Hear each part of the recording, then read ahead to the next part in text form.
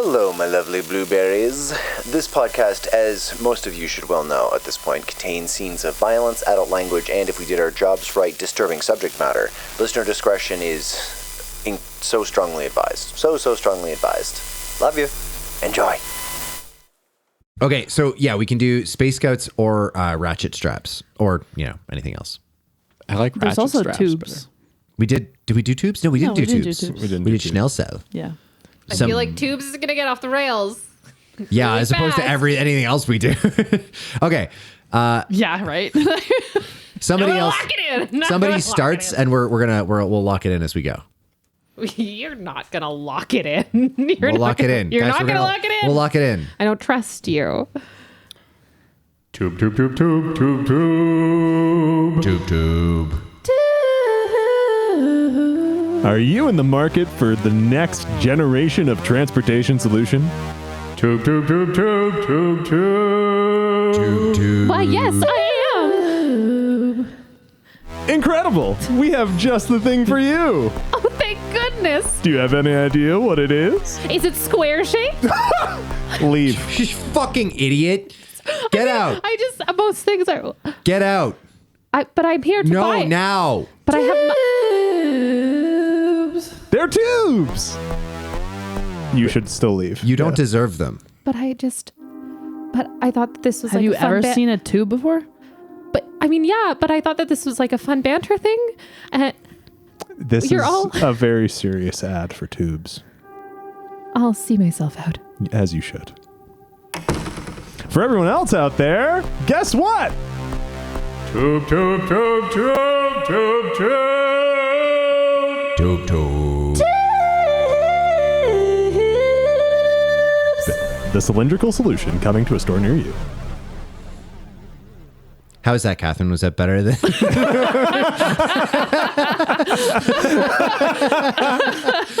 I don't trust you for a reason.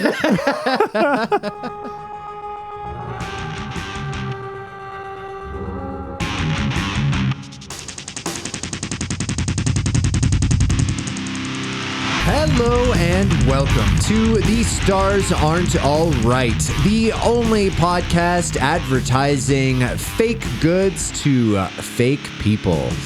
My name is Brian, and I will be your keeper. Alex is shaking his head already. Every It's podcast. Every podcast, The yeah. internet is dead.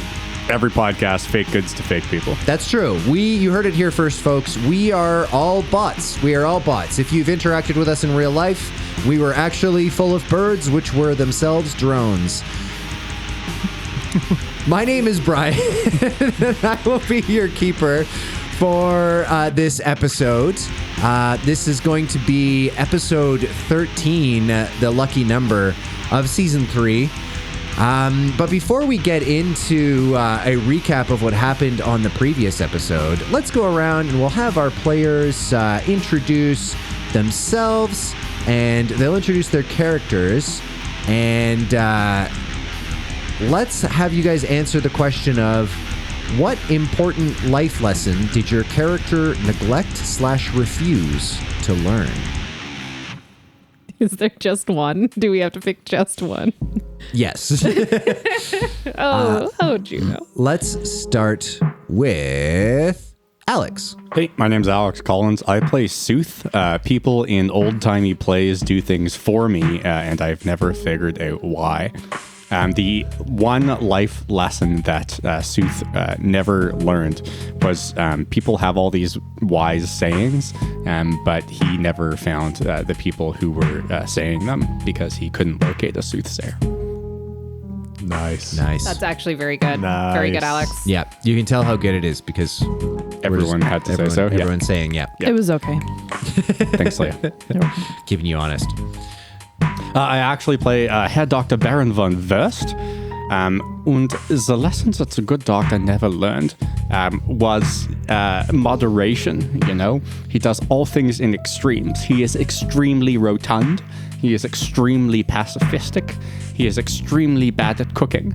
But he never learned to be moderately bad at cooking, or maybe only moderately rotund, or moderately pacifist. I just love, like, he's an extremist, but parentheses pacifist. Precisely. The best kind of pacifist. Okay, great. Or no, sorry, the best kind of extremist.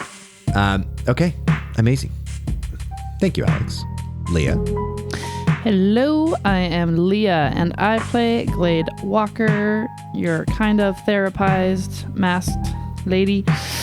And she still hasn't learned to not run while scissoring. So, Promised you weren't going to tell anybody we did that. so is that under neglect or refuse to learn? Refuse. Refuse. Hell yeah. I mean, in 0G, you could do it, right? The running is the really hard part. Yeah, the running. I guess depending on the surface, because if you could both. If you're in a coordinate it- hallway. Yeah, if you're in a hallway. Yeah. Really? And then, like, if you had, like, flippers on and the air resistance, so you could, like, control the rotations and stuff. I've always assumed that whenever Juno and Glade Scissor, they're wearing flippers. I am looking at Leah to confirm what I'm saying Yeah. so hard, Is this and I'm correct? getting fucking 0. And that's all you'll ever get. Well, we've inspired good discourse, and that's what this is all about. Thank you, Leah. Tom. Hello, everybody. I'm Tom, and I play Alistair Bran. The life lesson that Alistair would have skipped, forgotten, not properly taken in would have been one for prudence. He's very rash, very quick to action, and very frequently it leads to negative consequences for himself and others around him. And he's desperately still trying to learn that virtue as we careen into the blank nothingness of space. Besides the entirety of seasons 2 and 3, what can you think of a specific example? Doesn't no.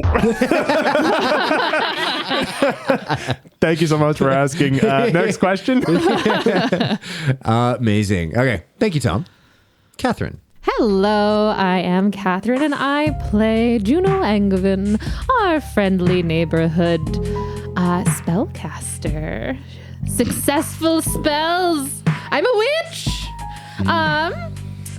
Juno learned a lot at her time in the monastery. I'm getting a very suspicious look from Tom. For as far as Juno knows, success. Juno learned a lot while she was at the monastery, and she did a lot of readings, and a lot of that real deep spiritual work came from those readings and mantras that you'd repeat to yourself over and over again. In her books that she had one in particular that she really, really gravitated towards. This one line in it, and it just had, maybe the end of it was slightly water damaged and she couldn't quite read the end of it, but she thought that it was complete enough as it was. And it just said, "Do unto others as you wish." Of course, missing the second half of that, which would have been, "You wish would be done unto you." And so she had no idea that if she wants anybody to treat her well, that she has to actually possibly treat them well. So she just treats others as she wishes without any regard for how they might treat them. I see Leah and Brian conspiring against me. Thank you. That's, perfect. I like this fantasy world where, like, there would have to be something wrong with the teachings for people to disregard them in religion, rather than just, like, read that and be like, nah, still gonna do what I want. Sounds kind of socialist.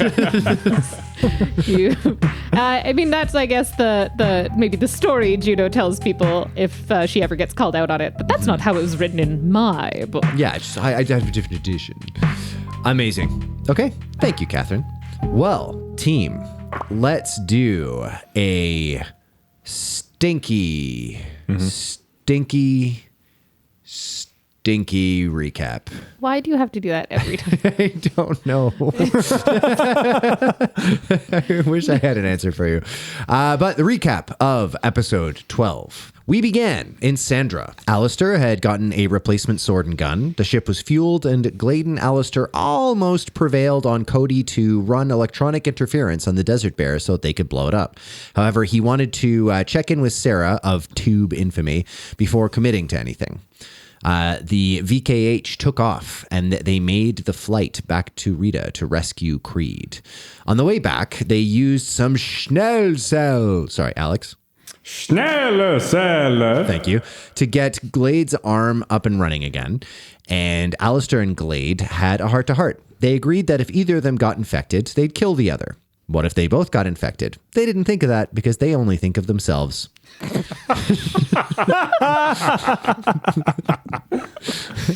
Anyways, they proceeded with their selfless mission to rescue their comrade.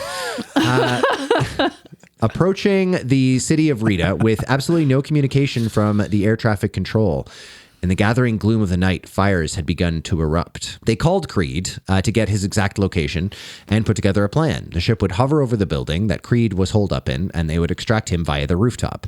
While on the phone with him, they heard the sound of a biyaki in the building. Wah, wah. Shortly thereafter... I remember them sounding a little different. Is that what Byakuya sound like? Canonically now. No. You said canonically? I worked so hard on that soundbite. Yeah. I worked so hard on that. They're not Gunter from Adventure Time. Gunter! Anyway, all right. Shortly thereafter was also the first flaming sword decapitation of a monster of the season. The first flaming sword decapitation of a monster of this season, which is pretty metal. Is it hair metal or power metal? thestarsarentright@gmail.com. Let us know what you think. In a not surprising at all twist of fate, Alistair gave his good friend Space Meth, and they skedaddled amphetamine style up the stairs to the waiting ship. Meanwhile, the extraordinarily loud ship attracted the attention of the Biyaki. How could we have known? Yeah. And our team... How are they supposed to hear it over the sounds of wah wah? Yeah, you're not wrong. Yeah. Oh my God. Okay, that does remind me. I didn't write this in the recap, but I just want to talk about it. You guys were like, here's what we're going to do. We're going to shoot at the window, but we're going to drop a crate to disguise the sound of the gunshot. Meanwhile, an entire ass spaceship just... And then it would literally just be like... And then you just hear... And it'd be like, thank God, guys, we did it. Stealth mode. You agreed to it. I You did didn't agree figure to it out. No, I'm not saying I'm smarter than you guys. I'm just saying we're all the... Anyway, great. Happy days. Anyway. If you, as a listener, realize this, yeah. Yeah. starsarentright@gmail.com. If you as a listener realize this, go back to listening to fucking NPR or something, okay? Clearly, this is not the medium for you. Yeah. If you have more than one brain cell bouncing around like a screensaver from the 90s, then yeah. That being said, you attracted the attention of the Biyaki, and our team learned about the power of fully automatic weapons. Unfortunately, we also learned that the Crawling Ones and the Biyaki were working together. The skittering masses of Black Shadow were hitching a ride on the flying creatures. Dr. Mainjarple, who had rescued Creed as a bargaining chip to save her own ass, decided to triple Saucow her way into said writhing mass, making it stronger. Triple what? Triple Saucow. Yeah? Yeah. Like a triple Saucow. Brian, what is a triple sow cow? That's If you would like to explain it to Alex. Totally. You know how when like figure skaters do a twirl and then also, but like if they're moving forward but also up and also sideways? But if you put a cow in a onesie. Yeah. Oh, okay. All right. No, I got it. Thanks. Yep. Great. Yep. We almost got there. We got so far away. Making it stronger and junk. It almost ate Alistair before he snapped out of the psychic headlock, and both of the Corpsec space cops made the jump into the ship. Meanwhile, Glade was locked in battle with a surviving Crawling One. Things were actually going pretty well until Juno and Baron, both hopped up on Space Meth, as you might expect, rushed into quote-unquote help. Yeah. Juno tried to pray the cray-cray away with exactly the results you might expect. It worked. It did work. And Baron very helpfully broke his own foot by dropping a tube on it. I actually forgot how awesome this episode was. Yeah. Yeah. Alistair and Creed contributed as well. Alistair managed to trip and cut the fuel line to Glade's flamethrower. I did. And Creed managed to get a lot of his skin burned off in the resulting explosion. Yay! This is just a reminder not to get mad at your one friend at the table who min-maxes. Because you need them. You need them. You desperately need them. Just as the ship punched it in an effort to GTFO, 4 distinct impacts were heard outside the ship as our crew attempted to make good their escape. So, we find ourselves, the ship kind of rumbling with acceleration. You guys all kind of pushed back as the ship is beginning to burn away. And this acrid scent of burning, crawling one, which was fortunately killed in the explosion of flame. What are you guys doing? Fucking hell, Baron. Glade runs over to the tube The tubes? to check on how stable they are. That's fair. Oof, mein Fuß! Get out of the way, she pushes. Mein Fuß ist betuben!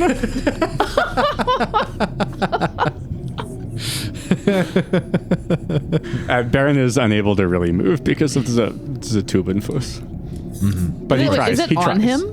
Is he stuck under it? Yes. No, but just his foot. Yeah. Yeah, so like the tube is like kind of crushed the foot. So is there? I can't remember. Is the tube completely detached? No, it's still, because Has there was, one I think that we more? said there were 4 There were a ratchet couple straps. of ratchet straps, and Yeah. I only got like, I think 2 or 3 of them off. So Yeah. there's one still holding it, but it kind of fell weird onto my foot. Mm-hmm. What part of my Fuß is betuben do you not understand? Yeah, that's pretty clearly, if I'm being honest. Fucking without dealing with him, she grabs the straps that he undid and starts to restrap it. Makes sense. Okay, yeah. You ratchet the tubes back into place. Baron writhing in pain. Ah! Oh! Ah! Oh! That last one sounded like it felt kind of good. Coming to a ringtone near you.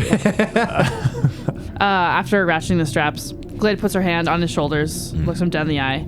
Don't fucking touch the tubes. Yeah, I have learned my lesson. It was a last-minute desperate act, and as you can see, I have suffered the consequences. Good. Don't touch them. I will not. And then she starts to run up to the deck. You got it. I don't remember if in the last episode I grabbed Creed already. But if not that, I'm gonna go and grab Creed and throw him over my shoulder and rush him to the med bay. Yeah, totally. Actually, you know what? Now that I'm remembering, because it has been a month, listeners, since we recorded the last episode. But I think you guys had actually already begun the process of moving him to the med bay.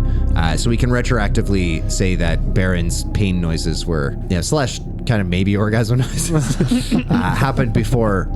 But yeah.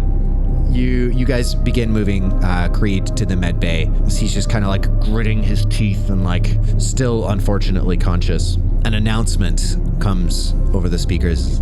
Just so you know, there are several life forms. 4. 8 life forms? No, 4. It's unclear. There's an amount between 4 and 8 life forms attached to the outside of the ship. Henry, where are they? Scanning. At this point, I'm assuming you're just like rushing into the cockpit. One of the screens pops up with like a visualization, and you can see they're kind of like spread out, but you can see them kind of moving towards some airlocks on like opposite sides of the ship. Like 2 are moving to one, 2 are moving to the other. Fuck. Oh, God. Glade thinks about what to do next while other things happen. Yeah, exactly. Other things. Speaking of other things, Juno. Juno is frozen. In all of these things have happened around her by this bay door that we've just closed. Mm-hmm. And the heat of the fire that has like killed this Biaki is still, she can still kind of like feel it on her body, and she opens her eyes and she looks at her hands and she goes, I did it. It was me. I did it. And I called upon Soul. And she just like collapses and starts weeping. And this lasts for a moment as everybody's being rushed to a med bay. In her worldview then, so she burned Creed's skin off. I don't know if she saw that. Okay. But She did kill the Baki with fire, and sometimes there are casualties. Do unto others as you wish. Okay. With 0 consequences.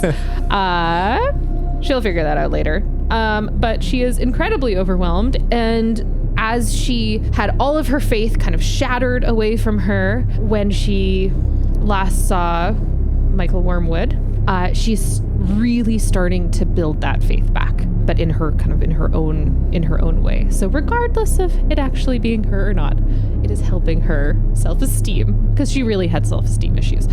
Thank God. It was all worth it, team. It was all worth it.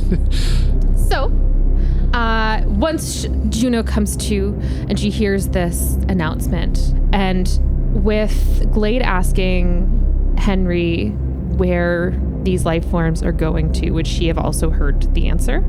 Yes. Okay. Yeah, Henry would have just kept the speakers on. Juno, without announcement, jumps into action and goes to the closest airlock. Okay.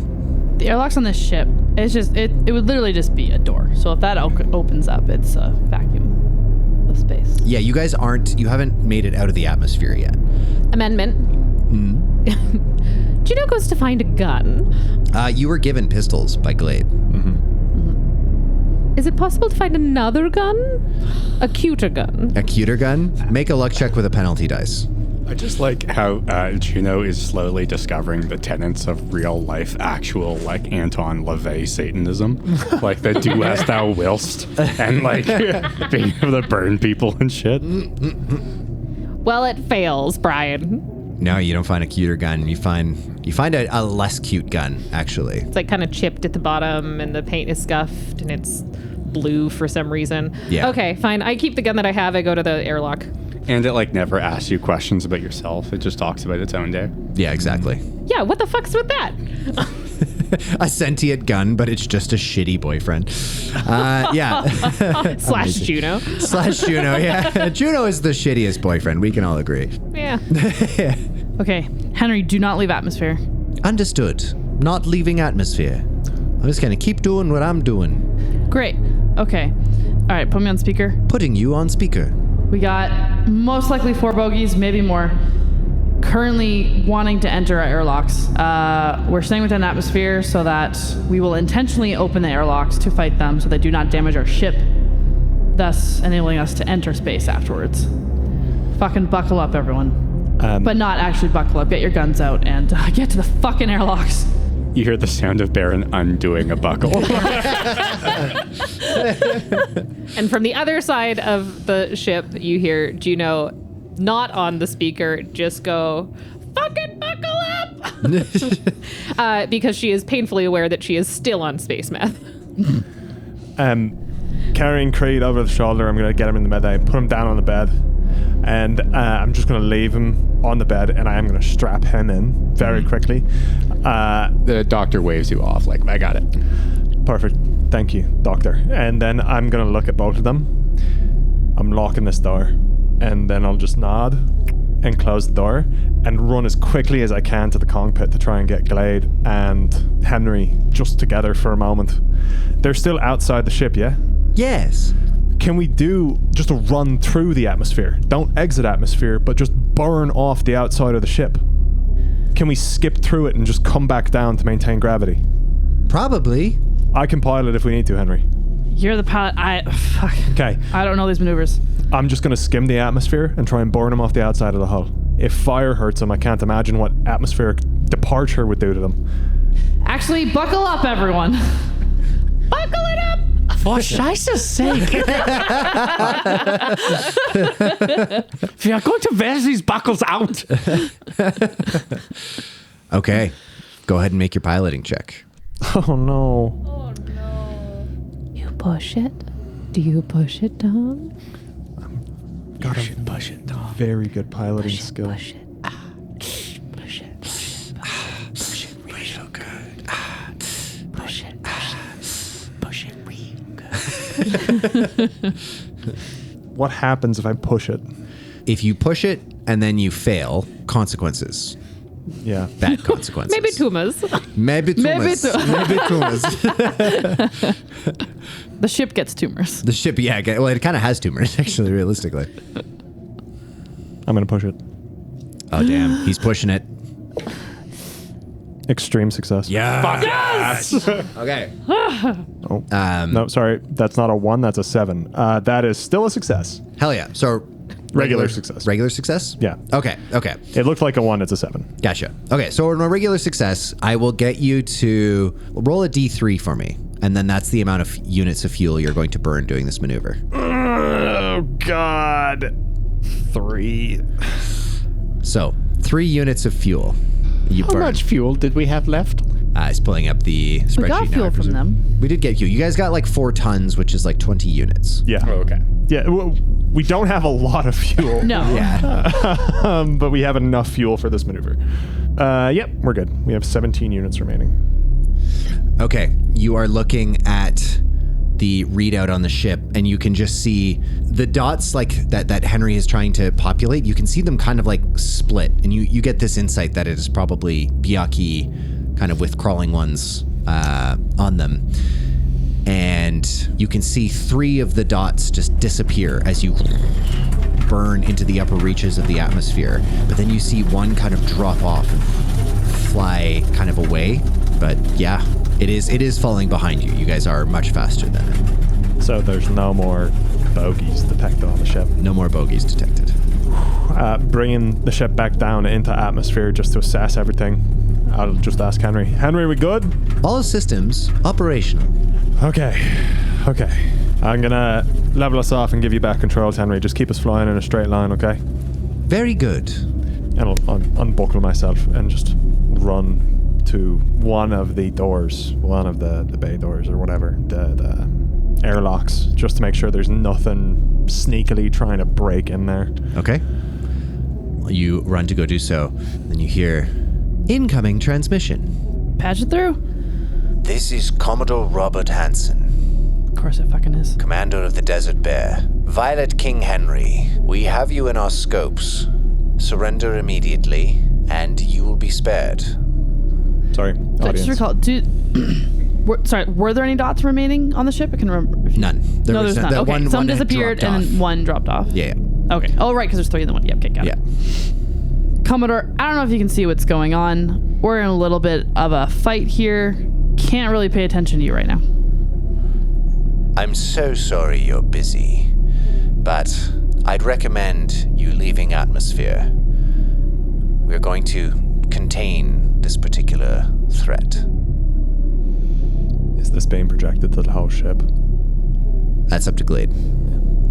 I guess it wouldn't be. No. Yeah. Okay. Yeah. What? You're nuking the planet?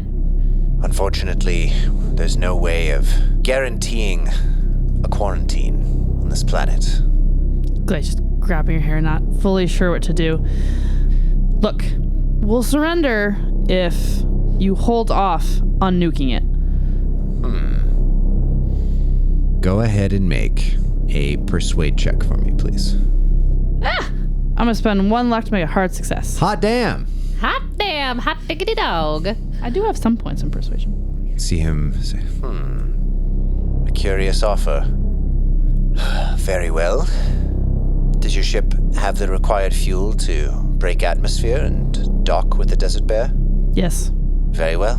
Adjust your heading, and we'll see you shortly. clicks out. I'm detecting another transmission, Captain. Patch it through. This is from the city of Rita, and a ton of static. Mayday, mayday, please help. We're trying to reach the planetary escape pods. We're being overrun by these things. We need help. We have children here. Please help us. We can get off planet. The escape pods, put them in stasis. And, Henry, cut off contact. Cutting off transmission.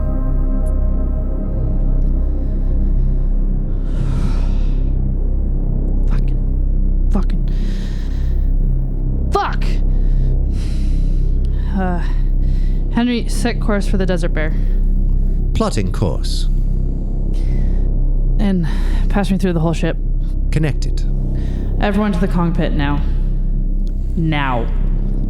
Baron is wheeling Creed in the bed with an IV drip set up and that kind of stuff. Sure. I'll grab Juno.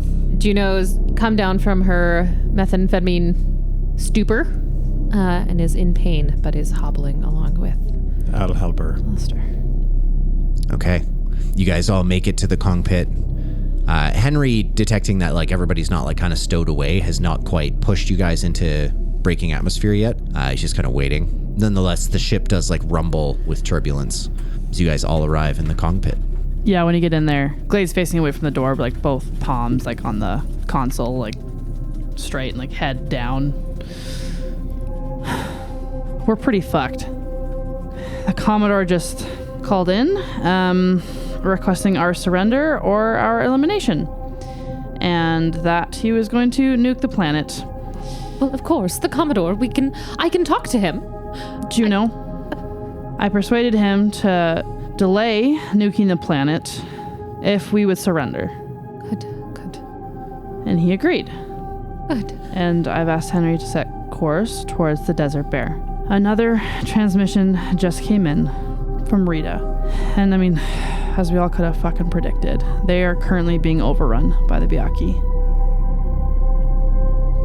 Are there survivors? Well, someone made the transmission. Do we know how many? No. By all accounts, they don't have the military presence or force to hold back these creatures. They're all gonna turn. This is another fucking gate city.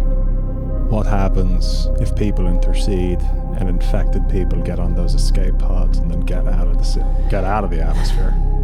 Yeah. Well, they've done it before. Then we definitely shouldn't accelerate that plan another time. While being a hero is dangerous work,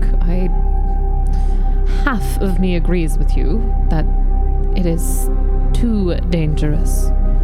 But, and she looks over at Baron, but it is hard to turn a blind eye. As a physician, I understand the impetus to contain an infection, but I think perhaps that the parallels with the disease are beginning to be a little strained, and we should be less concerned about preventing people from turning and more concerned about preserving what little of humanity there is left. It may be that saving one uninfected life is worth 1,000 infected escaping. Juno nods in agreement. You know, I don't agree. And I honestly think that planet's fucked. There is nothing we can do for them now. We don't have the means, Doctor. We don't. But do we recommend the Commodore to nuke it? What?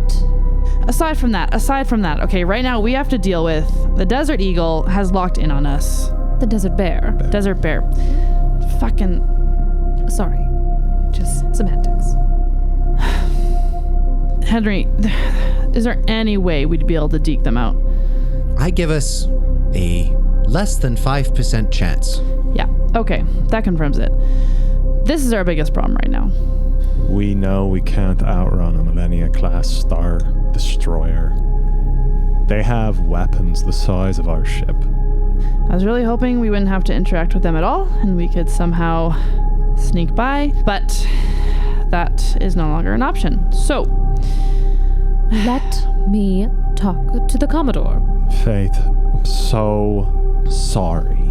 The little fucker who saved your life put us in this pinch because of you. They recognized your face. They want you, Faith. Then fine, then give me over to them. If it could possibly help save anyone on this planet, then fine. Then fine. Give me over. What's the worst that they could do? We could die? Fine. I'm trying to say, even if we give them over, your track record of executing the plan, let me talk to them, is fucking disastrously low. Juno turns bright red. I don't know if that's entirely fair. If Glade and I didn't break into your mummy's facility, you two wouldn't be here. We were having great steam showers. By the way, it is not my fault that this entire planet is infected with something that I had nothing to do with. There's nukes in the tubes. There's nukes in the tubes. Says what? I dropped that on mine foot. I told you not to touch them. You let us in there unsupervised. You tell me not to touch a lot of things. Are you children? Not all of them are nukes. I have been You tell me not to touch the froyo machine in the galley. That's not a nuclear weapon. Well, no, Well, this is just nope. Never mind me. Going into standby. Exactly. Look, in exchange for fuel, we were given this payload to destroy the desert bear. Thank you. if you're going to talk to the Commodore, you have to know the name of his ship. No, I don't. This is Politics 101. You need to have some type of finesse. Not that you don't have finesse. I do know that you have finesse. But it's Alistair. Neither of you could... Henry, Yes. Playing break atmosphere, set course for the desert bear. Wait, can we go back to the nukes in the tubes for 1 second? Everyone should strap in. It's breaking atmosphere. It's a whole ass thing. All right. Strap in. Sit down on one of the Wait, chairs. I need to get the Creed back to the med bay, or else there will be the rolling and the flipping. brought of the Creed? bed. Yes, Creed is here. He is currently unconscious, which is why he has not said anything. How did you not notice this? He like You rolls said out. everyone. You get very angry when I do not do what you say. His head lolls onto his shoulder. Creed's. the bed like rolls out from behind Baron, where it was fully behind Baron and nobody could see it. Yeah, Baron has to step aside. Kind of like gently bumps into the wall. Fine, Henry, wait for Baron to bring Creed back to the medic bay, Thank you. and then let's break atmosphere. Very good. Okay. You do so. Juno looks at Alistair. Nukes in the tubes. I am Yes. also still mad about the tube nukes. If And we we buckle in. faith, your faith in negotiation is astounding. I would like, if we could, to pose the questions on the principles of negotiation to the triumvirate. Oh wait, we fucking can't, because negotiation did jack shit. We have nukes in tubes in our bay because that was the price of fuel. If we didn't get the fuel, I have horrible news for you. We were not breaking atmosphere. And what are the nukes for, may I ask? Destroy the desert bear. Oh. So that they would not nuke the planet. Oh. But now it may be better to nuke the planet. Yes. And probably still nuke the desert bear. Really, everyone kind of just needs to get nuked so we can just fucking fuck off. So I see that we're the bad guys. I never said we were good guys.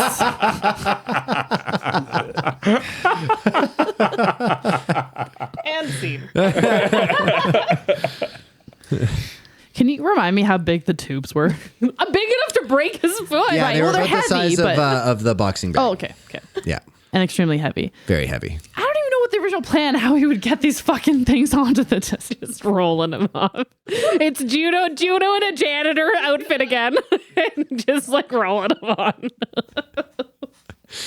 Somewhere in Sandra, Sarah's just like, the tubes will find a way. Praying to an old poster of a cheese string. Of a yogurt tube. Tubes. Tubes. Meanwhile, in the med bay, as you're strapping Creed in, he sees, I actually did hear a decent amount of that, Doc. Well, I am sorry. Did you know about the nuclear weapons? I didn't, but I see the point, you know. Like, Of what? Total nuclear annihilation of every other human we know exists? yeah. Listen, you know you and I have had our differences, but I do respect you. I respect your commitment. I respect your principles. That is very kind of you. But I am double checking your medication doses. That is how kind it was. yeah, well, I don't know. Yeah, I mean the painkillers, they're great.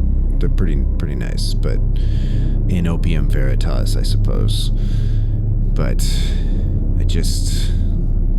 you gotta fight sometimes. When people get hurt, when fights break out, it sucks.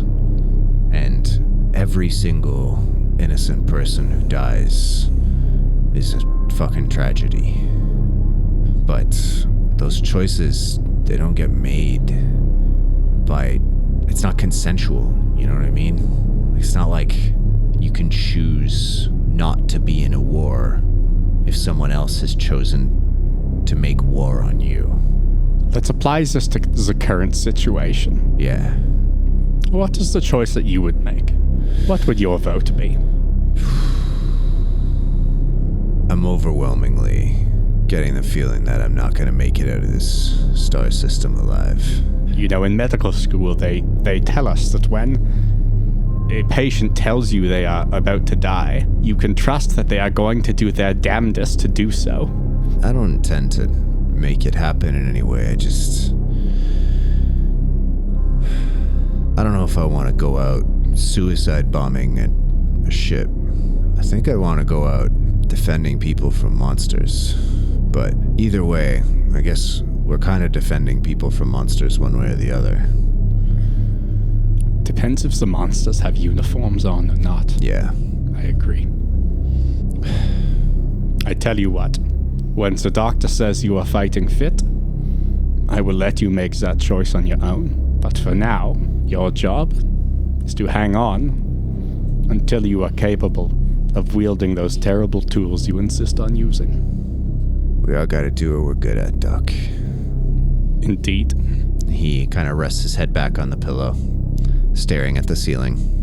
Baron has put up a little poster of a puppy on the ceiling, hanging onto a wire with "hang in there" on it.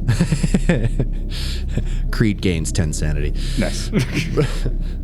Everyone is secured, preparing to break atmosphere. Ship shudders. Shaking, and then all of a sudden, goes silent. Juno, Yes, Glade. why don't you go to the med bay, get some rest, see what the doctor can do for you now that you're off your adrenaline. You're looking a little weary there. Do my eyes look puffy? Please don't tell me my eyes look puffy. Please. Don't make Glade. that face. Oh God, I have to go to the med bay. Juno runs to the med bay. And runs in, I guess, are we under gravity or not under gravity? At this point, no gravity. No gravity. Or very, very, very low gravity. She flails and then starts grabbing handholds and then moves towards the med bay very quickly. For sure. I need retinol You don't need retinol, you need electrolytes. and glycolic acid and probably some collagen in something. Help. We are not doing cosmetic surgery. I have real, actual surgery to do. I have buffy eyes. You are approaching 30, my dear. Well, thank you. Approaching 30. Baron, thank you very much. Anyways, Juno leaves. Clay looks over at Alistair. What the fuck do we do, man? We're certainly dead. They'll shoot us out if we try to evade. If We get on that ship. I don't know what's going to happen to us. If we try to run, we're going to die. That's If- what I just said. If we turn around to help, we're going to die. I could have said that, yeah. Our only choice is to do what the course you'd put us on, and that's to dock with Desert Bear. See what happens. I don't want to be in this position. You don't want to be in this position. But if there's one path through all of this bullshit, it's this one. Desert Bear is like ginormous, right? It's a, what class was it? It was a... Millennia class, I believe. Okay. It's fucking big. How many people on a Millennia class again? Probably like, it would be in the like thousands. Yeah. Kind of thing. Yeah. Okay. If we get the tubes on board, whatever happens with them. I don't really care if we blow up the Desert Bear or not. No, I don't care either. But how do we get ourselves separated from the bombs? I don't know. We have a lot of cargo on the ship. We could just kind of throw them in with the rest of the cargo. Presumably enough, we're in a cargo ship. They're probably going to want the shit we have. We've got really good food, really good medication. They're probably going to try and take your car. Like, fuck, they will. All I'm saying is what's going to stop them from taking tubes, which by all means just show up as super powerful batteries. Okay. My biggest concern lies with Juno. Twofold. There was like an APB for her. That shit's fucked up. But you know, she can be a really fucking good distraction. Yeah.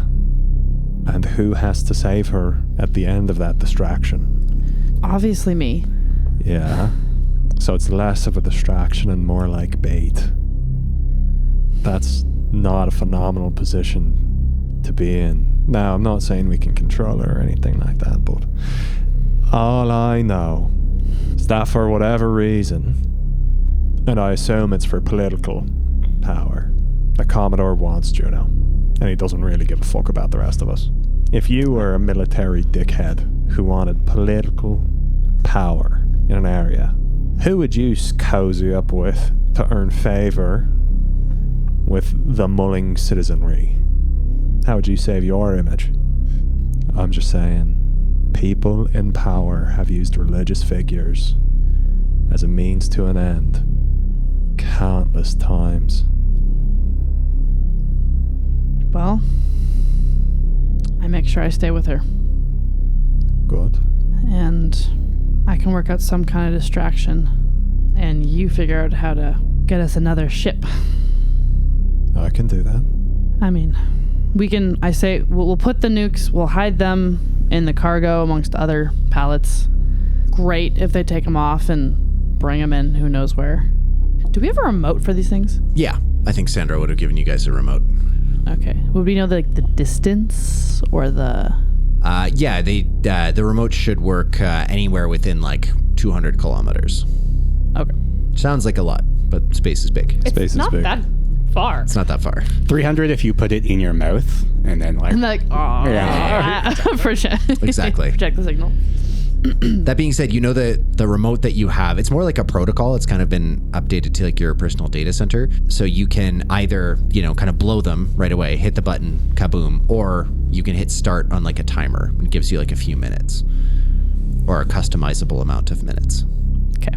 Look, I'm going to hail the Commodore and see if I can't get him to agree to him just meeting with me, just to get a take on what he wants. And great, I am the captain of this ship. Talking captain to Commodore. I really want to try not to get all of you separated. I can keep everyone on this ship together, Glade. I think you know what this man wants. He's a political figure, a military figure, who spent his entire career in someone else's shadow. And now there's a void. You know what he wants. Honestly, he probably wants information as well, which I have plenty to give. And then? I'll make my way back to you guys. We are currently being scanned. Wait, negative. A massive amount of interference has come from the planet's surface. It looks like Sandra. They are blasting the Desert Bear with electronic information. The Desert Bear seems to have activated its weapons systems. It is firing, and then you just see from the ship just a readout of 3 torpedoes flying into the atmosphere. They look to be armed with low-yield nuclear warheads towards Sandra. Took longer than I thought. Sarah's not the brightest bulb in the tulip patch. Right. Well, That kind of seals the deal on trying to help the people on the planet, doesn't it? yeah. You know, these are tactical nuclear weapons. So the distance between Rita and Sandra, like, if these weapons strike Sandra, like, Sandra's done, but they shouldn't necessarily affect the other cities on the planet. Other than, you know, fallout and all that kind of fun stuff. It's more of the swiftness Yeah. and the readiness to just... Nuke. Yeah. It's a miracle you got him to stop from destroying Rita Glade. Truly a miracle. That's the type of shit Faith should be praying for, not weird fire shenanigans. Oh. Would we see the explosions now? You can see Henry is tracking the missiles. They have kind of entered atmosphere. And you can see several anti-aircraft or like kind of defense measures of Sandra just immediately kick in, start like shooting at the missiles. They take out one of them. You see it blip off the map. And then the second blips off the map. And then the third one hits the city. And the readout goes blank. We can't save everyone. We never could, and I'm not saying that as a way of being nonchalant about other people. We just watch die. Look, I'm focused on the task at hand. And what is that task, Glade?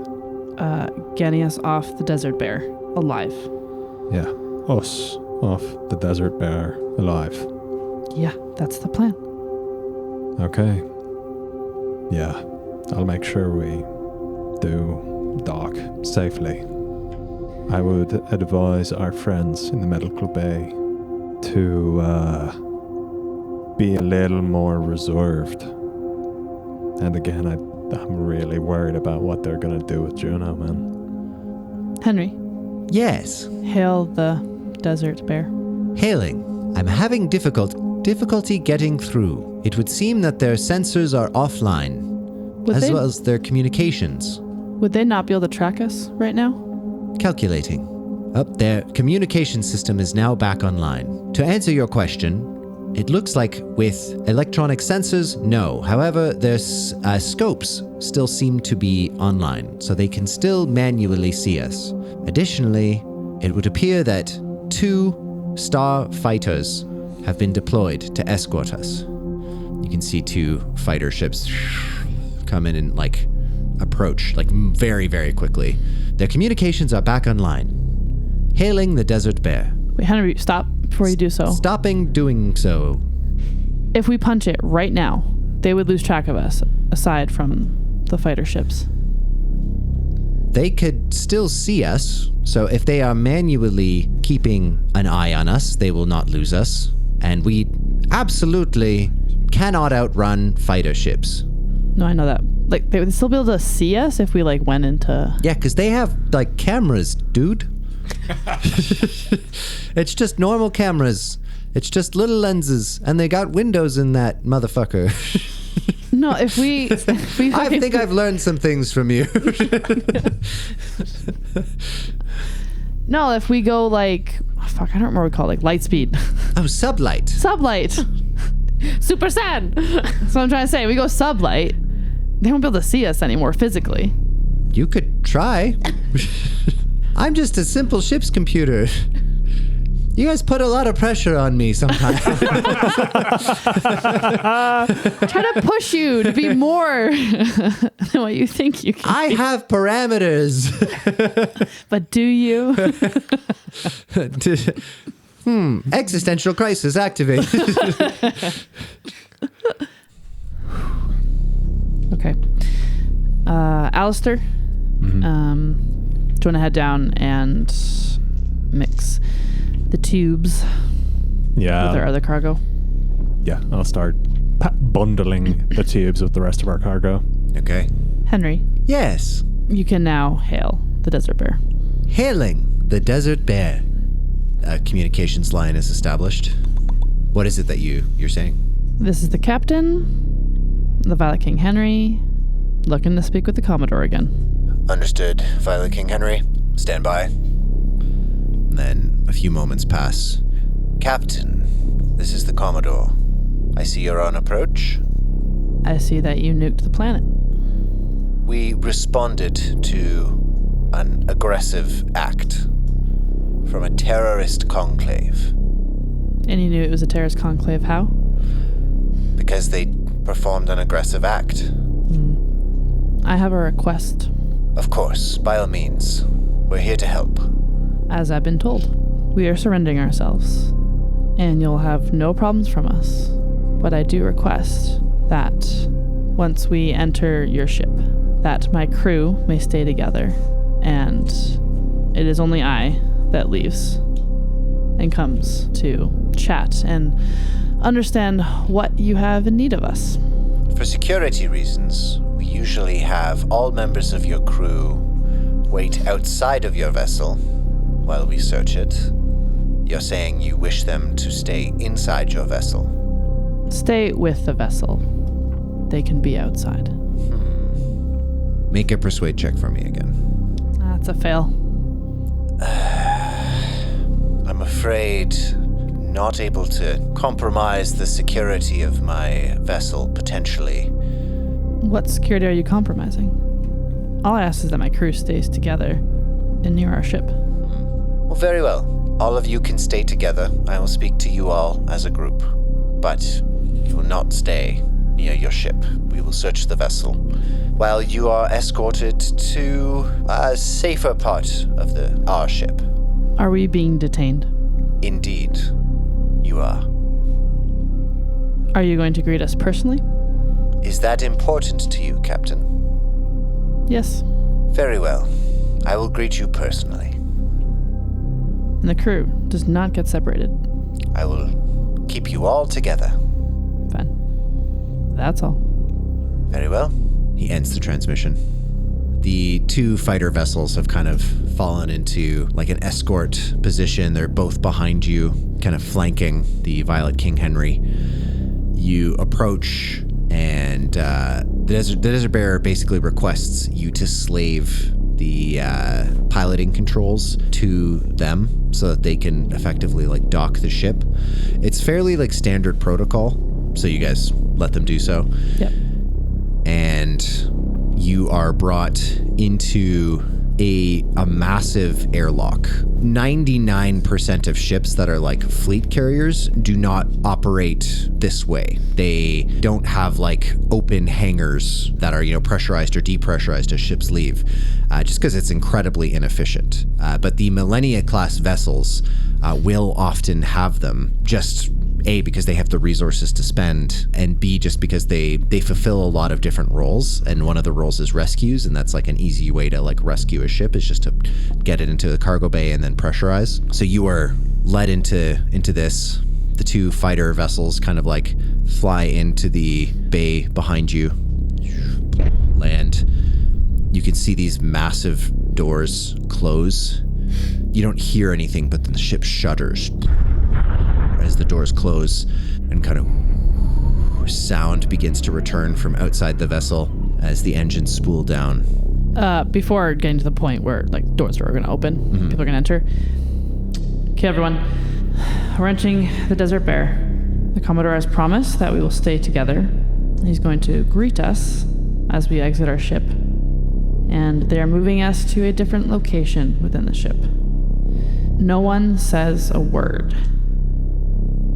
About Savat! Not one word. Oh. Good.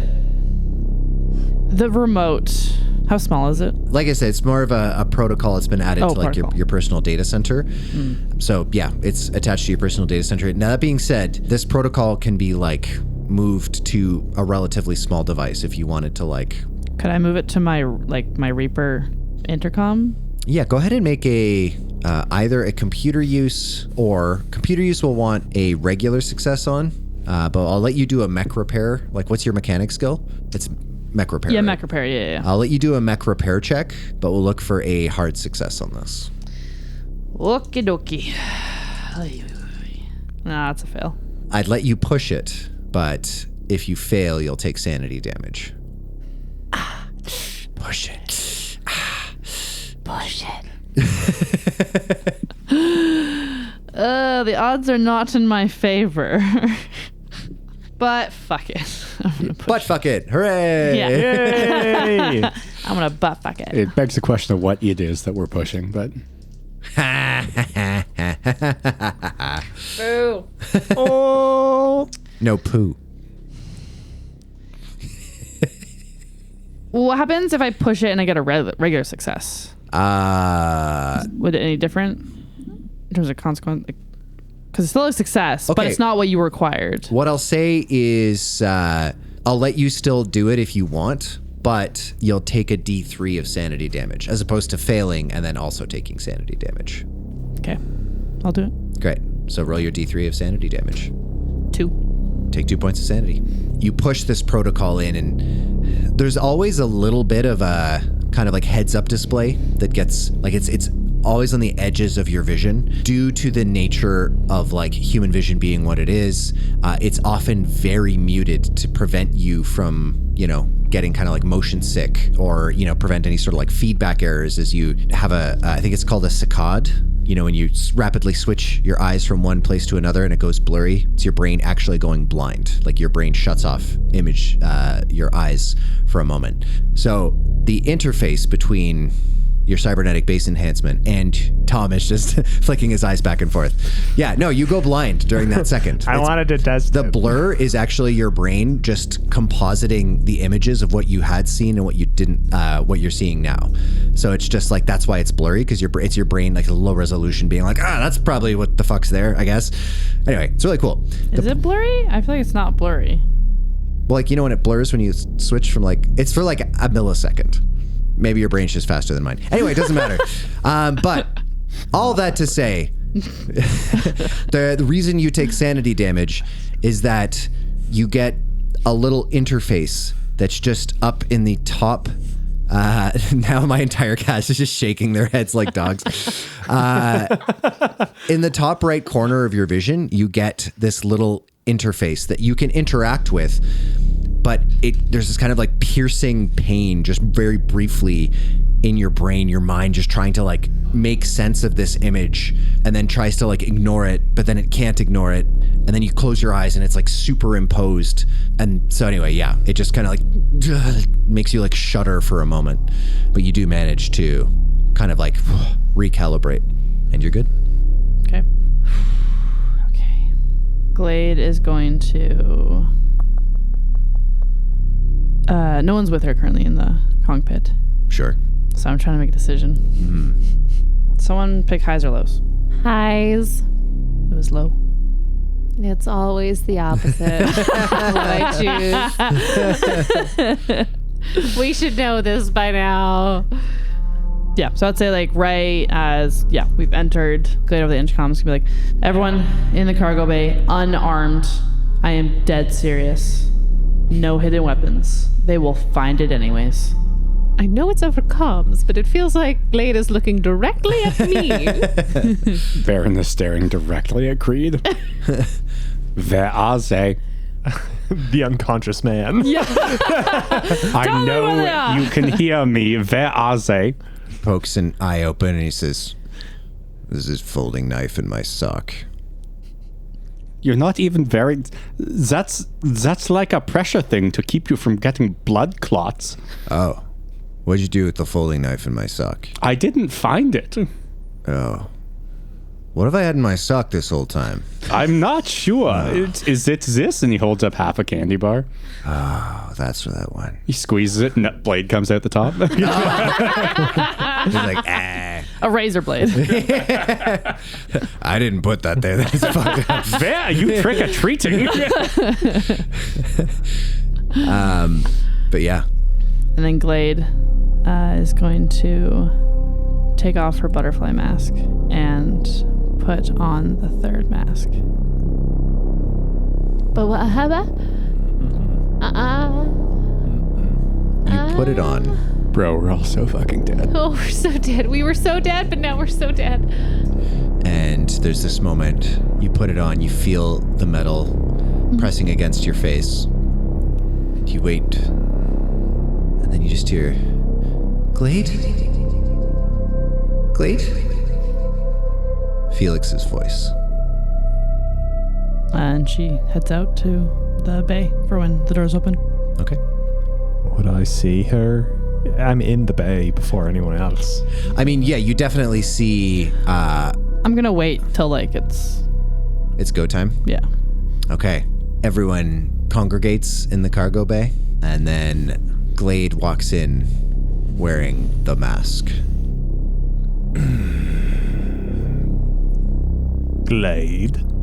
Juno just grabs Alistair's shoulder and looks at him in the eye and just shakes her head. If this is what it's come to, then she has had to make the decision. All we can do now is do our best to protect her and ourselves. Stay vigilant. Baron is behind Juno and kind of shrugs at Alistair, which is like watching a head just kind of sink into a sphere and then come back up again. But Glade just heads straight for the cargo bay doors and stands in front of everyone else. Puts her hands behind her back. Okay. The cargo bay door opens. And you can see, looks like 6 Reapers kind of flanking a man standing there in like full naval dress, like dress uniform, basically.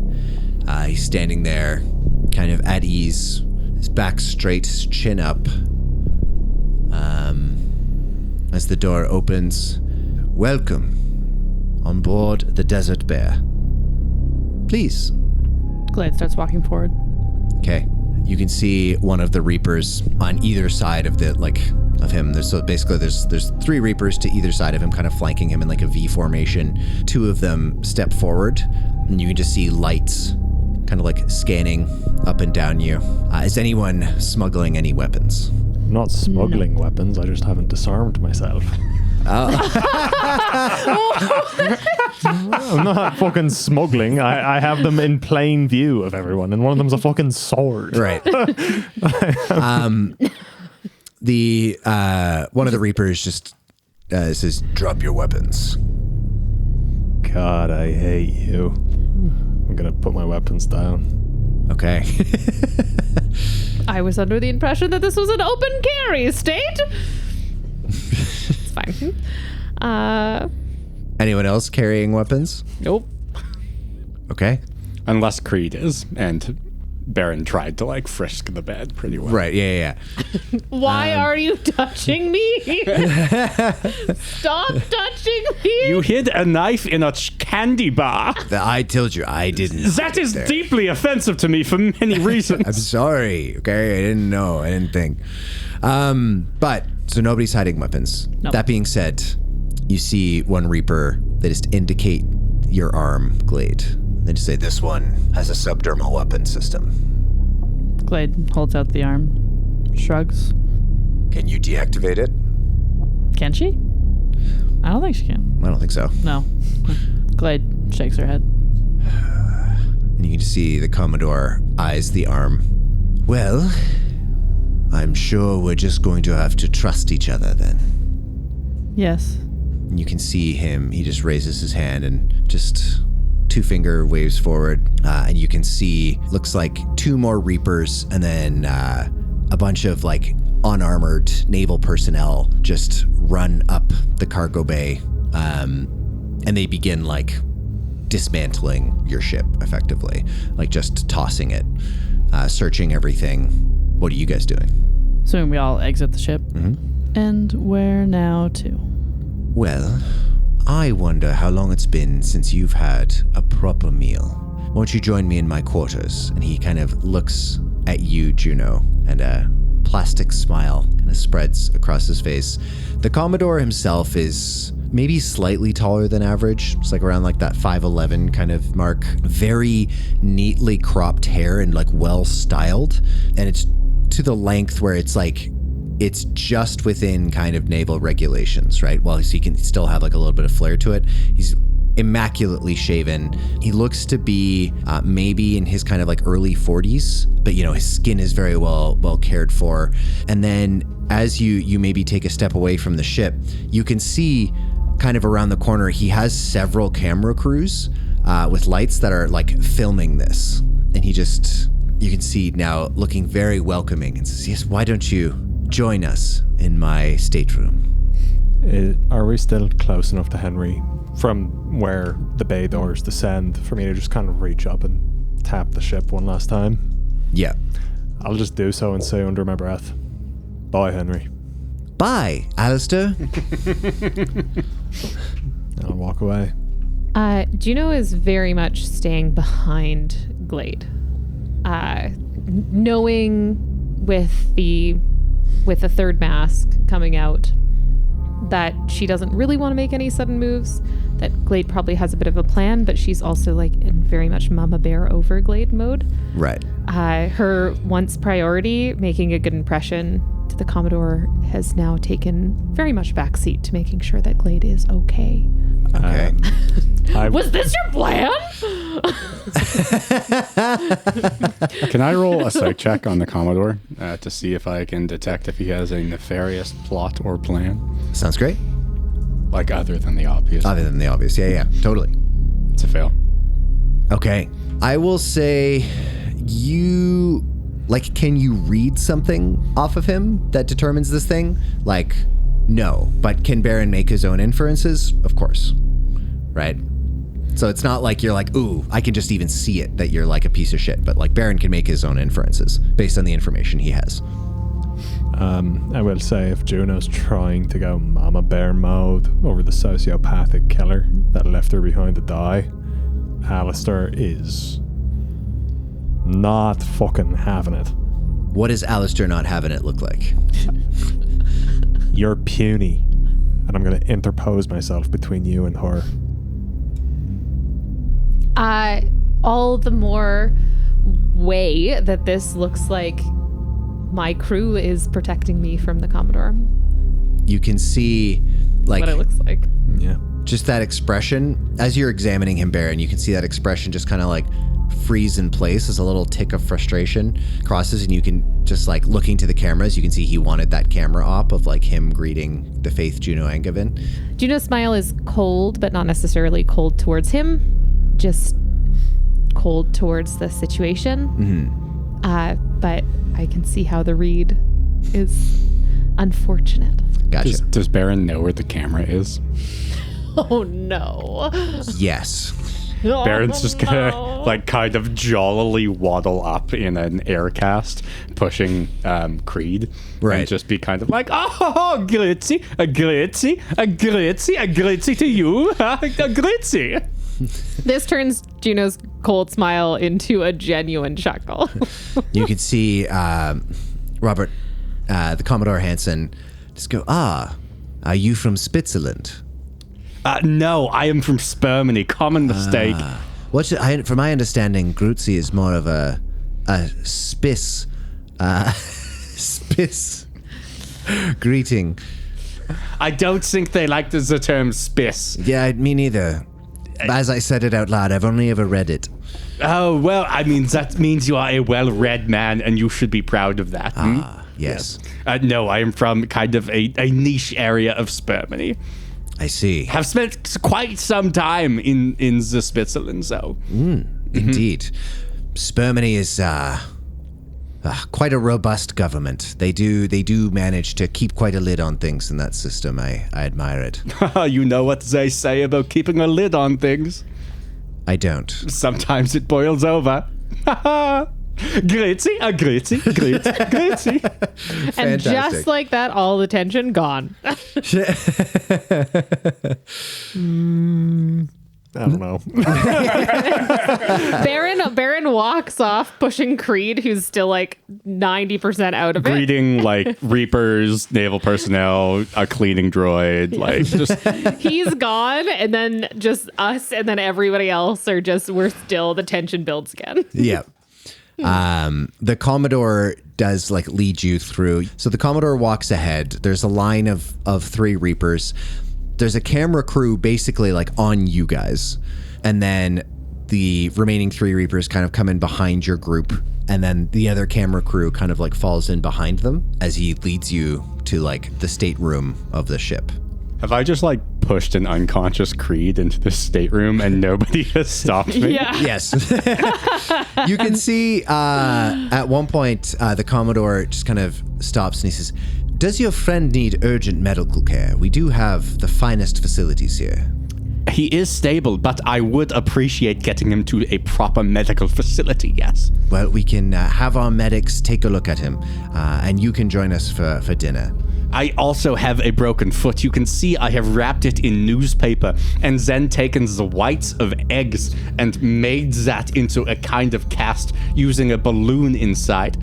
Could I also receive some proper medical care? That can't have been more efficient than just like a splint or something that you had in your med bay.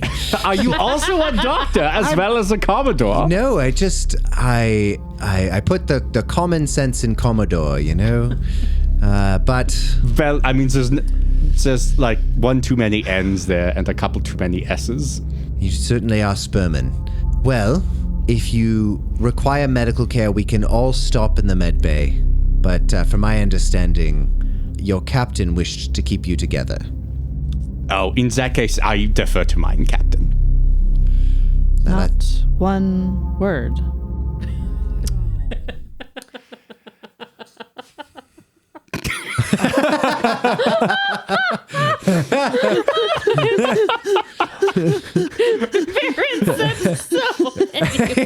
so many words. Bro had one job. Yeah, just immediately. One job that he confirmed beforehand. And then immediately fucking abandoned. Yeah. Glade looks at the Commodore. You are correct. We all stay together. Very well. The medics, he waves for some personnel to take Creed away to the med bay. Do you? The crew stays together. Says, I see. Very well. He waves the medical personnel away.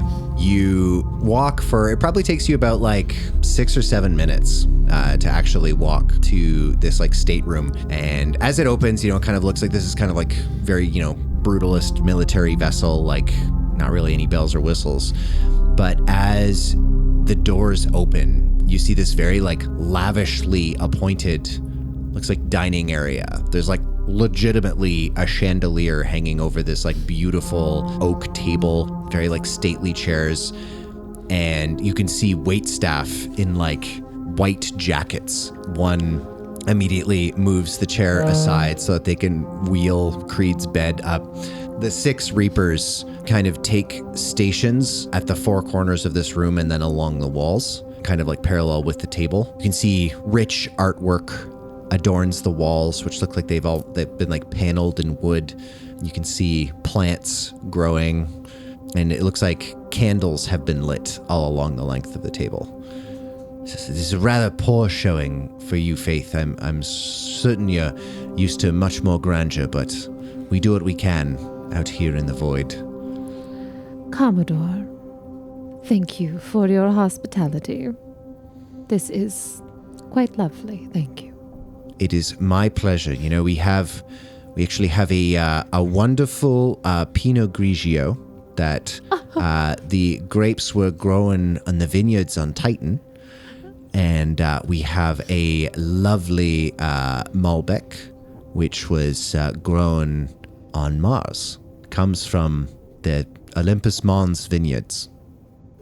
Well, neither my favorite, but the Pinot Grigio sounds fine. Understandable, completely. You know, neither mine nor mine. A good Earth vintage is what I prefer, but as I said, unfortunately, we do what we can out here in the void. You know, Earth is, well, fine. And I'm sure historically the best. It seems a little bit played out. Alistair, I Yeah. understand that there are excellent wines that you know of. Oh, I'm familiar.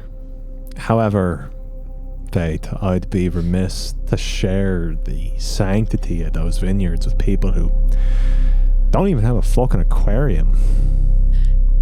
Commodore. He takes sanity damage. Juno and Alistair both at the same time just look towards the Commodore. You can see his fist clench. Still looking at the Commodore. Alistair, but we should be very gracious to our host. It has been a long time since we have enjoyed such luxuries. You can see Creed rolls his head over on the pillow and he's like, so we're just totally forgetting the not one word rule. Is that what we're doing? You were doing so good being unconscious, Yeah. too. Well, if I want a beer, if we're just asking for stuff. Baron looks indignant and like flips his head over to the other side where Baron has poured him a beer.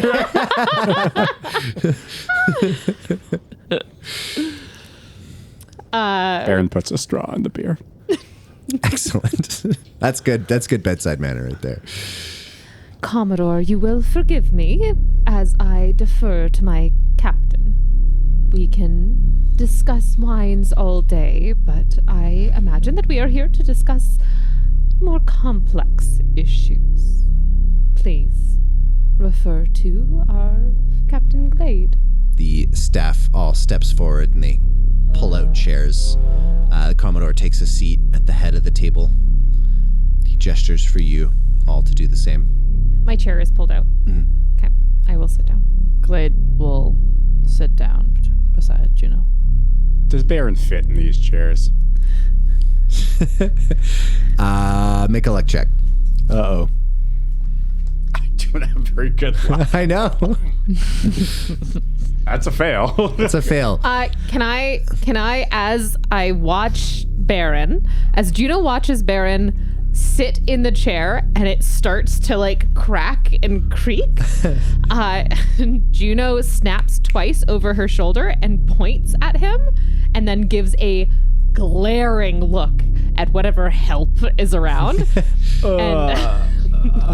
Yeah. I know. And expects that a larger chair will be brought. They bring kind of like, you know those little like little fancy dumbass little, like they're almost like little dumbass little couches. You know what I mean? A beanie I bag? had no idea where you were going with Like this the until little- you said couch. You know what I'm saying? They're like dumbass. The little. A love seat? No, but they're not even Like a dumbass lazy love boy? seats. A They're not even- chaise? There maybe is it a chaise where it's not got a back and there's like the little sides to it, but there's no back to it, and there's That's like a bench. it's Oh, a bench. a bench. Yeah, dumbass little couch. That's what I said. So they bring a dumbass little bench. They bring a dumbass. Have you ever pictured a chair, folks, without a back to it? What's that called Ever again? looked at a chair and gone, what if you were more of a dumbass? Is that This how it- is the worst example of Brian describing a physical object or space. What do you guys think when you look at benches? You don't think that's a dumbass couch? Like, is that just me? Do you want the truth, or do you want to like play into the bit a little bit? So they bring up a fancy ass little dumbass bench that fits Baron's girth. Glade wants to look around and see if there's any cameras or alarms or... You can definitely see there are security cameras in the corners of the room. As you are looking around, one of the servants' doors like opens up, and then a camera operator steps in and is just kind of filming you. The light kind of like glaring down at you all. While sitting down, could Alistair disdainfully kind of look at the table as though it's like, oh, just oak? Yes. Perfect. The table takes sanity damage. Yeah. Commodore, Captain. tell me, what interest do you have with the Violet King Henry and its crew? Well, we live in truly troubling times. As you look, you can see just almost barely visible, just a little lapel mic attached to his uniform. He says, "And in these troubling times, I believe people need more than security and material goods. What they need is something deeper. They need faith." And he looks at Juno. The people need faith. Faith in a higher power and faith that their government is looking out for them. Now, the situation on Mambo 5 is increasingly severe. We endured a terrorist attack made all the more callous by the suffering currently undergone by the citizens there at the hands of these creatures that have emerged from the darkness of space. So what I seek is what I've always sought, and that is to help the good people of these systems. And he looks pointedly at Juno. Juno looks at Glade for, like, almost permission to speak. Glade tilts her head, as if to say, The closet right now? Really?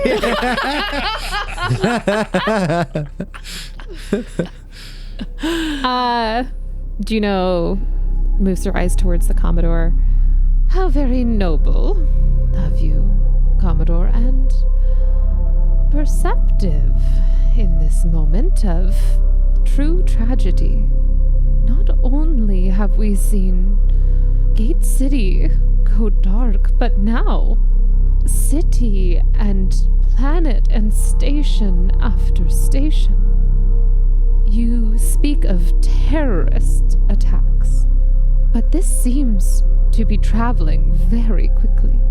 You, as a leader in this space, faith, yes, I understand, as a faith herself is gravely important. But action, my dear Commodore, is necessary. I couldn't agree more. Protection, my dear Commodore, is necessary. Faith alone may keep us hopeful, but if a population keeps putting their faith in the wrong place, you must know this as the responsible party to these systems. Yes, absolutely, Faith. And then he claps his hands, the camera shuts off, and they leave. He takes the mic off. He says, "That was wonderful. We got everything we needed. Yes. Thank you. Thank you. Now, let's bring in some food." And your media training, immediately you imagine how he is going to cut Totally. all of that together. Juno, like, immediately looks down and is like, fuck. Well, shit. And servants come in bearing, like, platters of food. It looks like they have that, you know, that dumbass little It's a bench, dude. bench. It's like a bench for food, but there's a lid on it. A cloche? Yes. Dumbass little bench for food, but there's a lid on it. A cloche. I didn't know that's what it was called. Anyway. The cloche is the lid to the thing with the food. Okay, great. Yeah. The other one's a tray, Brian. It's a dumbass little bench for food. tray with a lid. I don't know what the fuck a cloche is either. Yeah. It's the lid for the tray with food. You with are Tom on offered, this it one. looks like either a very nice salmon dish or it looks like a nice, like, beef dish. So we're eating fish now? Once you're important enough. Oh. He ulted you. Baron wants to do a sus check on the meat. Yep. What type of meat is this meat? What are you rolling? What does this... Baron is rolling for, is this boiled? I am rolling bio on this. Oh, okay, yeah. Or you know what? I want to roll medicine. Which part of a fucking human is this? I like you just. Yeah, that's a night. So that is it's a hard success. Okay, this is 100% real meat. Oh. Like No. real meat? Real meat, registered trademark real meat. All right. Which part of a human are we eating? It looks like probably Does Baron know about real meat? it was blasted. Like real meat was kind of blasted in the media Oh, right. I forgot yeah, about that. It's being cannibal. Yeah. That being said, you know that like it's not necessarily that real meat like just chops up people and goes like, here it is. They blend it with their kind of like reconstituted like vat grown protein. Okay. So, you know, you can't quite tell what part of the human is. You just know that there's almost certainly human in this. Juno reaches for the fish. Baron reaches for the potatoes. Okay, great. There's a fingernail. I'm just kidding.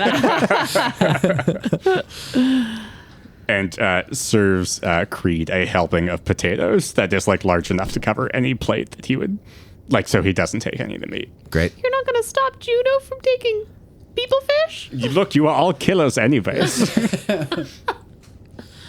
Fair. Glade crosses her one leg and just sits with her arms on the table. The chair. Arm supports. The And- stupid little bench. Yeah. Yeah, it's like dumbass little benches for your arms. And she's just tapping like her fingers like on her right hand on the side of the chair. He says, now that we're getting down to business, you can see he's also not like eating. Like there's a plate that was put in front of him, but why was it so important to you that I not contain whatever's happening down below? What do you know? To be perfectly honest, I wanted to see how easy you were to bargain with. Ah, I see. Well, you'll find I'm a very reasonable man. I have truly no wish to keep you against your will. I'm sure we can find a mutually beneficial arrangement. Then we may leave. Remains to be seen. What do you have to offer me? To be able to leave. So you're offering me that you get to leave? Another question. We have to offer you something to have our own free will. I'm terribly sorry, my dear, but that is unfortunately the nature of this universe that we live in. Nothing is free, and, well, those with power must lead with power. Baron chokes on a little bit of potato. What my friend is trying to say, and gestures towards Baron. How? As if to say. Baron is like nodding as the faith is going on. Yeah, that's what I meant. Yeah. Lead with power. Explain. What is your end game here? From my understanding, you all came from Gate City. I've heard reports of some things that have happened. Some from the refugees that we had taken in. But I have some intelligence that suggests that you all were at the very center of it. I wish to know what became of the angel. Thanks for making it this far. So ends part 1 of our season finale. Look for part 2 next Sunday. This podcast is edited, mixed, and mastered by me, Brian Gashgarian. All the music in the podcast is composed by me. Special thanks, as always, to Leah, Catherine, Tom, and Alex for lending me their talent for this. You can find us on Insta, TikTok, and Twitch at The Stars Aren't All Right, or on Blue Sky at TSAA Pod. You can support us on Patreon at the link in our bio, and chat with us on Discord using that very same link. But, as a reward for making it to the end, I would like to remind you that catfish have up to 27,000 taste buds all over their bodies. They're like a swimming tongue. Most of all, thanks to you for listening, and we'll see you next time.